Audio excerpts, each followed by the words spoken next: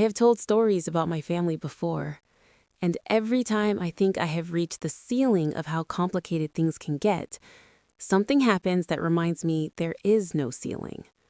My sister, who has spent years making choices that have steadily dismantled her own life, moved 8 hours away to live at my grandparents' second property out in the desert.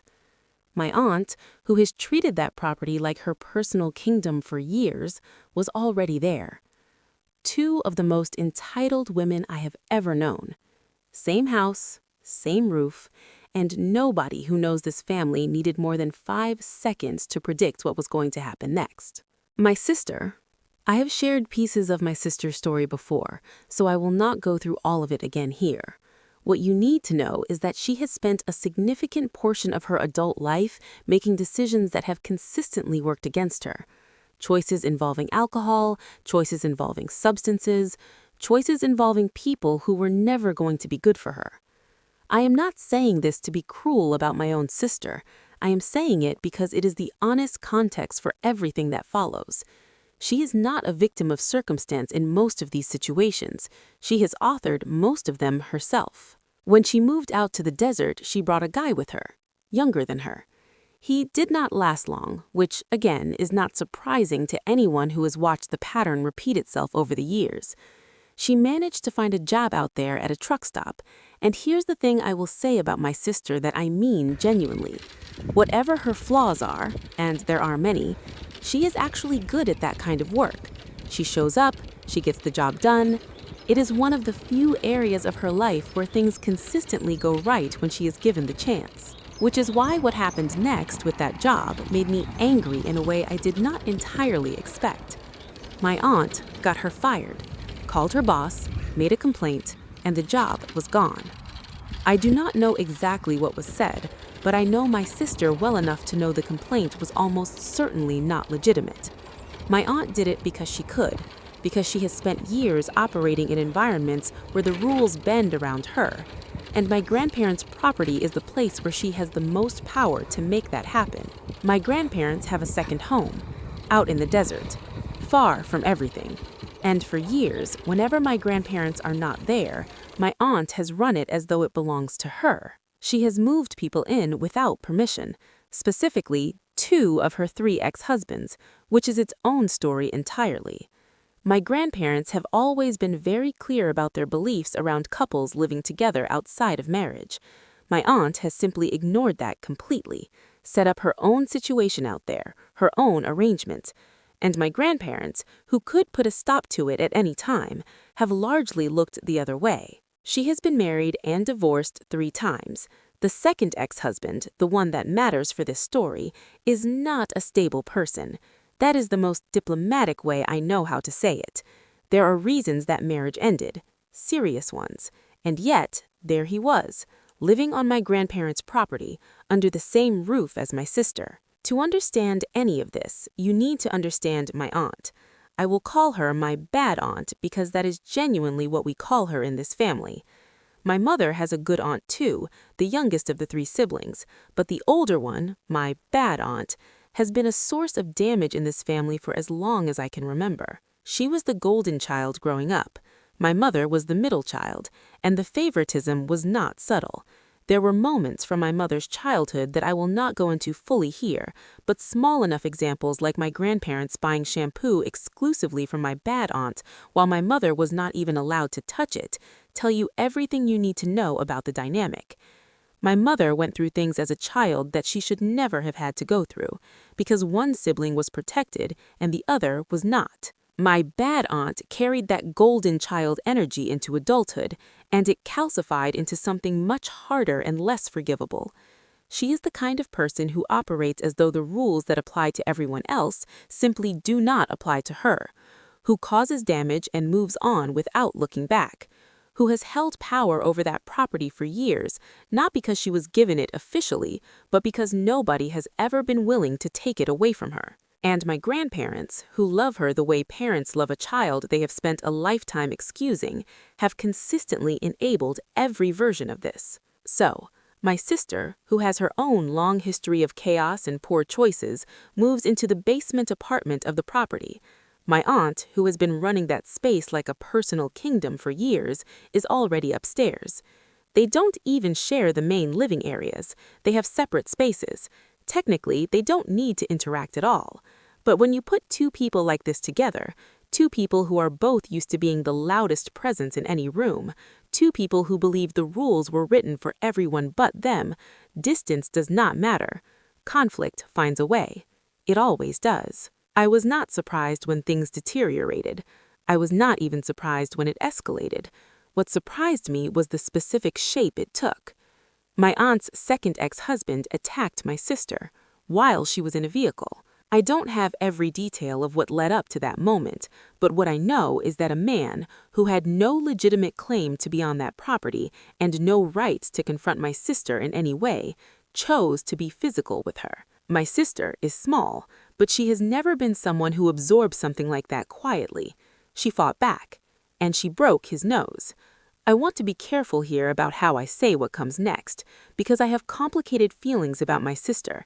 Years of complicated feelings, things she has done to our family that I have not forgotten and probably never fully will. But she was attacked, in a vehicle, by a man who should not have been there, and she defended herself. That part is not complicated. That part is clear. My aunt's response was to kick my sister out, not to address the man who had attacked her, not to acknowledge what had actually happened, but to remove my sister from the property for hurting one of her people. A house my aunt doesn't own, property that belongs to my grandparents, and she threw my sister out of it because her ex-husband, a man she had brought there illegally and without permission, got hurt defending himself from the consequences of attacking someone. She spent about a week living out of her vehicle, in the desert. I'm going to say that again because I want it to land properly. A week, in her SUV, in the middle of nowhere, because my aunt decided that her ex-husband's bruised ego mattered more than my sister having a roof over her head. And I sat with my feelings about that for a long time, because my sister and I have history, real history, the kind that doesn't disappear because someone is sleeping in their car. I'm not going to pretend I felt nothing complicated when I heard. But I also know that whatever my sister has done, nobody deserves that. Nobody deserves to be thrown out of a house they were living in legally because someone else's instability was allowed to live there illegally and took it out on them. She eventually got desperate enough to reach out. My parents sent her what money they could spare. It wasn't much, but it was something. My mother went to see my grandparents, and she did not go quietly.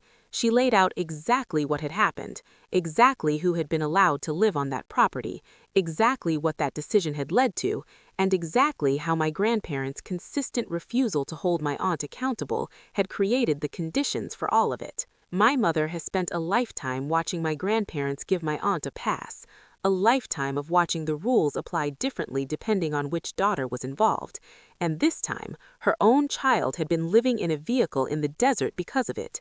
She had every right to say what she said. As far as I know, my aunt was told to allow my sister back in.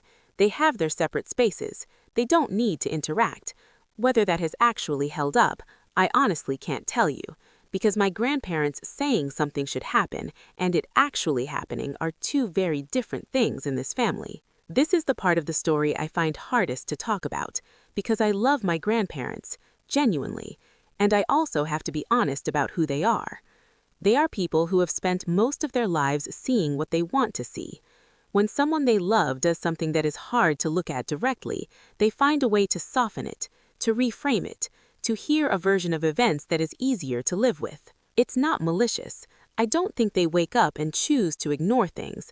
I think they have simply practiced the art of not seeing for so long that they no longer notice they are doing it. And that habit, as gentle as it might seem, has caused real damage. It allowed my aunt to become who she became with no real consequences. It allowed a volatile man to live on their property, and it ended with my sister sleeping in her car. The clearest example I have of how they operate, and it's almost funny until you think about what it represents, is something that happened when I was talking to my grandmother on the phone. I told her once that if I ever lost everything here, if things fell apart badly enough, I would probably come out there to where their property is and start over from scratch. Just a passing comment, honest, offhand. Weeks later, I found out my grandparents were telling people they were excited because I was going to help transport my sister's belongings out there in my truck, a 16-hour round trip, in a truck that was on the verge of blowing its engine. I called them. I explained carefully what I had actually said. Word for word, my grandmother told me directly, "You did say that," completely certain, no hesitation, and my grandfather said he could have sworn I said it too, because he had been listening from the same room. And I just sat there. Not angry exactly, just tired. The specific tiredness that comes from realizing that no amount of clarity will change what someone has already decided they heard. I didn't let their disappointment get to me. The truck wouldn't have made it. It was the right call regardless. But that conversation stayed with me because it's a small version of the exact same thing that has allowed everything else in this family to continue. Hearing what is easier, believing what is more comfortable, and then being genuinely surprised when reality turns out to be different.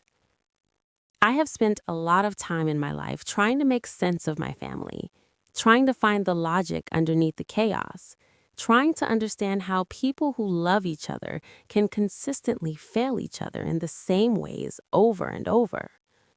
And what I have come to is this.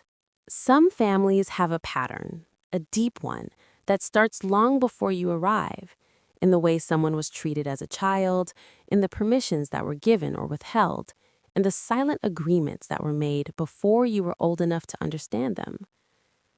And by the time you are old enough to see it clearly, it has been running so long that everyone inside it has adjusted their whole life around it, like furniture arranged around a hole in the floor that nobody talks about.